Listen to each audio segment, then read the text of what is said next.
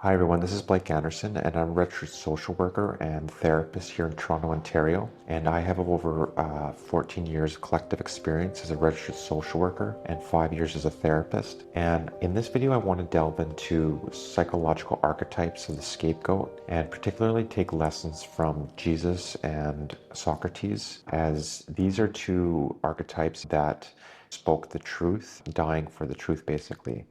And so they're the ultimate, especially Jesus is like the ultimate scapegoat. And so I want to tie in some examination of these roles as being the ultimate scapegoats and draw from historical contexts as well as philosophical interpretations, as well as taking from depth psychology such as Carl Jung and emphasizing a certain element of religious elements, but also themes in terms of also taking from the notion of a harmony and synthesis of the scapegoating role. And so I'll talk about different aspects of development theory and some therapeutic practices to incorporate lessons learned from these two historical figures. So both Jesus and of Nazareth and Socrates of Athens exemplified the scapegoating mechanism, a societal phenomenon where individuals or groups are unjustly burdened with collective anxieties to restore perceived order. There's a sense that these people need to be eliminated to give rise to order.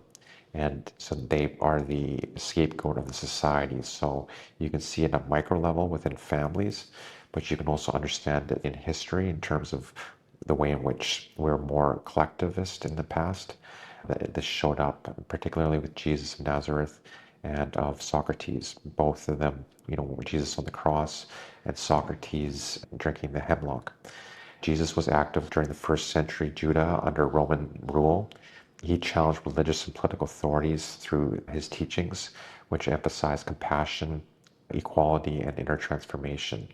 So he absorbed the fears and upheaval, becoming the vessel for communal sins or disruption. Socrates in the 15th century BCE Athens was convicted of corrupting the youth and of impiety, leading to his death by hemlock in 399 BCE. As a philosopher who employed dialectic questioning to expose ignorance and hypocrisy, he disrupted democratic yet fragile Athens society, recovering from the Pespatilian War. And both figures accepted their fates without resistance, which is interesting. Jesus submitted to arrest, and Socrates refused exile. This highlights the deliberate embrace of the scapegoating role. Their historical parallels underscore how innovative thinkers often become targets. Their mistreatment reflects broader cultural tension rather than personal failings. It's interesting that the scapegoat can be both within a family of origin, perhaps being like a black sheep, but also reflect the shadow of the collective. And so that's just to know that, especially in the past, obviously there's a lot more violence, and Jesus and Socrates had to pay the ultimate death or the ultimate sacrifice. And we also just know from overcoming scapegoating that there's a level of that you have to sometimes sacrifice. Perhaps your people that you were close to once, you have to sacrifice them, or they will sacrifice you in some sense, because they're obviously scapegoating you. And we could talk also about how narcissists see themselves as a deity. So you can understand if you don't submit to that false self, you're going to be scapegoated. It's interesting the way these dynamics still played out in human interaction and psychology. Jesus brought in the notion of concept of divine intervention and incarnation with the transcendental principle manifesting in human form. Interpreted secularly, this represents the ultimate philosophical surrender, the integration of the infinite with the finite, the ideal with the imperfect. And it posits that truth understanding arises from immersing oneself in human vulnerability, transferring potential divinity into lived experience. This is not a call to faith, but a model for psychological depth, where one confronts existential limitations to achieve wholeness. That's ultimately what psychology and self-development is about, is wholeness. And you can look at examples like Jesus and Socrates as submitting to truth, goodness, and beauty, and aligning with the divine. Socrates was resisting the gods at the time, and yet he was put to death ultimately. To do a deeper analysis, we could take again Carl Jung And the shadow encompasses the hidden traits, instincts, and traumas that individuals deny and often project them onto others. In Jungian's interpretation, the Christ figure symbolizes psychology incarnate. The crucifix represents the ego's dissolution, whereas conscious identity confronts and dies to the unconscious shadow. The resurrection, in turn, signifies the rebirth of the integrated self, a unified psyche emerging from the alchemical transformation akin to turning base lead into gold. So, what makes Socrates and Jesus similar is that they both spoke the truth and mirrored this shadow in the society. So, the people at the time, they were pointing to the truth and to the what was seen as sacrilegious or contrary to the orthodoxy at the time. You can apply that same understanding with the scapegoat within a family dynamic, in the sense that they're pointing out the truth or what is considered sacrilegious within the undifferentiated ego mass or the superego of the family. And because of that, they are persecuted and scapegoated. There's a notion of bloodletting. In a society, there needs to be some sense of sacrifice. This goes back to ancient times. But you can understand that psychological aspect is still operating within humanity and the family environment. You can point to historical examples of great thinkers and great leaders of the time, such as Socrates and Jesus, as the ultimate personification of that dynamic. And in this video, I also want to just touch on what lessons in terms of personal growth and understanding the family unit, particularly with regards to a dysfunctional family and why they need a scapegoat. Number one point is the confrontation of blame as a path to wisdom. So rather than evading scapegoating, emulate Socrates by engaging in the dialect and the Socratic method. This can transform accusations into internal insights, converting pain into psychological resilience. It's just through dialoguing this dynamic in terms of understanding what you've been through. Maybe that means going no contact or limiting contact. And so obviously if someone's not healthy, you can't really have, in some sense, a healthy dialogue with that.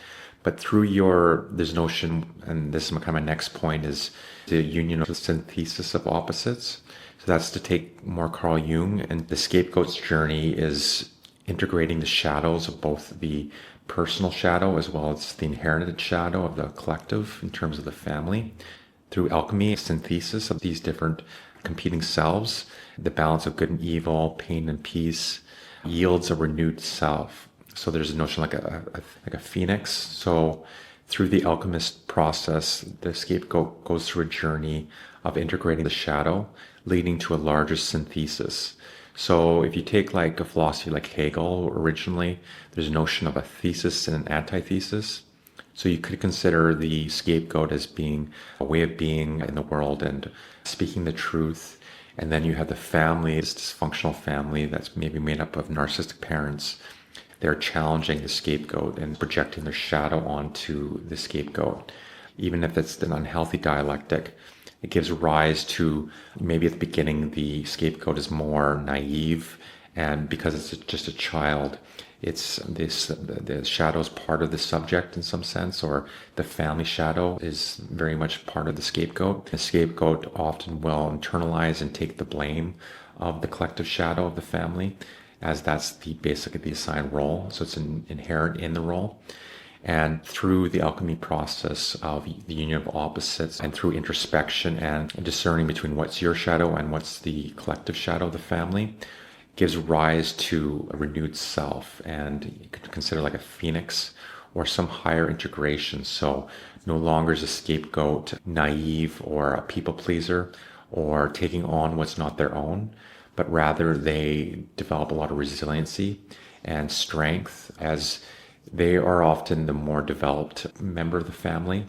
They probably know this from a young age, but through this alchemy process, even though it's a hard journey, it leads to a higher synthesis.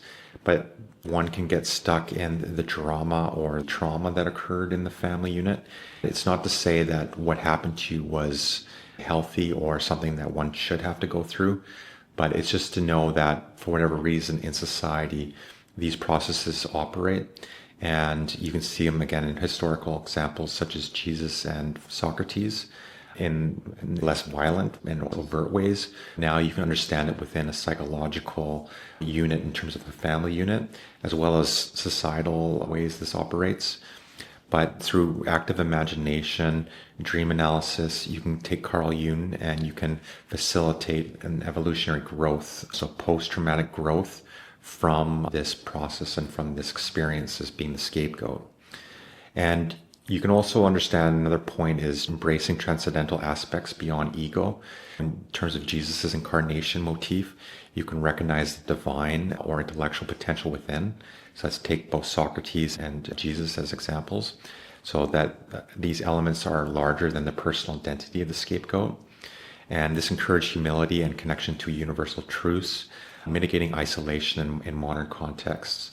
So it's just to see that this process operates, and taking again Carl Jung, and just his understanding of the alchemy process and the union of opposites. And so in this video, I wanted to talk about just these two examples of Jesus and Socrates as being the ultimate example of a scapegoat, and how you can understand this in your own journey as a scapegoat and take examples from their life and the lessons from their teachings to understand how to live one's life. Socrates said, the unexamined life isn't worth living. You grew up in the family unit that is very much unconscious. The narcissist lives their life as a pseudo-reality, and it's like a virtual reality. And so they create the illusion within the family unit that what's seen as malignant normalcy. So they want to convince you that this is normal, and growing up, it's likely you thought it was normal to some degree, or you internalized it and perhaps minimized and had defenses against really accepting that your family's dysfunctional or your parents are narcissist. But through recognizing this process, you understand that you can take lessons from both Jesus and Socrates, speaking the truth, honoring the truth, standing for goodness. And it's interesting because the scapegoat they're usually in touch with more universal principles. They know what it means to treat people with respect and goodness. And when they don't see that in their family growing up, they represent a sense of standing for truth and goodness. Because of that, the family will punish and scapegoat the scapegoat and will find ways to discourage any sort of truth-telling. But that's why it could be the case that you have to obviously leave this process and go no contact. And in some sense, it's like being exiled from the tribe or from the family. But you honor these universal principles because you know that they are intrinsic and that they are in themselves a good and what is real. And yet, if you're in a family that there's no ability to bridge the gap between them and their dysfunction, then you really don't have a choice unless you subjugate and minimize or water yourself down in terms of truth-telling and standing for the goodness in life. And again, these are just two ultimate examples that you could apply in your life in terms of Jesus and Socrates. And in this video, I want to just give you some historical examples, how you can connect some of these teachings, as also just ways the way they live their life in terms of being a scapegoat and why this process happens. So if you did like this video, please like and subscribe. Thanks and have a great day.